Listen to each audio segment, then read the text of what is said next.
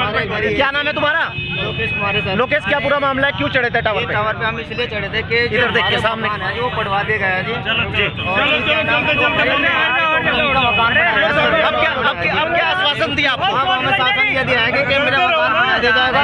इसका कहना था ये कि इसके मकान का कुछ हिस्सा तहसील अधिकारियों के द्वारा या कर्मचारियों के द्वारा गिराया गया है, उसे हटाया गया।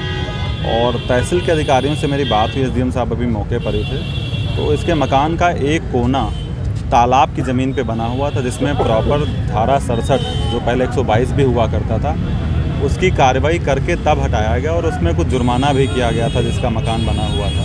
तो वो तहसील का कहना है कि जो कार्रवाई की गई थी वो पूरी लीगल कार्रवाई थी, जायज़ कार्रवाई हुई थी। अब इसकी तस्दीक कर ली जाएगी, मौके का इंस्पेक्शन कर लिया जाएगा कि क्या हुआ था, सही कितना था, कितना गलत था, उसके बाद फिर अगला कदम लिया जाएगा। लेकिन टावर पे इस तरह से चढ़ना, ये आप सब भी जानते होंगे, इस चीज़ें उसमें गलत गैर कानूनी कार्यों में माना जाता है। अपनी बात को कहने का संवैधानिक तरीका भी है, हमारा लोकतांत्रिक देश है, हर किसी को अपनी बात रखने का मंच दिया जाता है। और उसने खुद भी बताया कि वो अभी तक एसडीएम तक से भी नहीं मिला, वो सीधे टावर पे ही चढ़ गया। ठीक।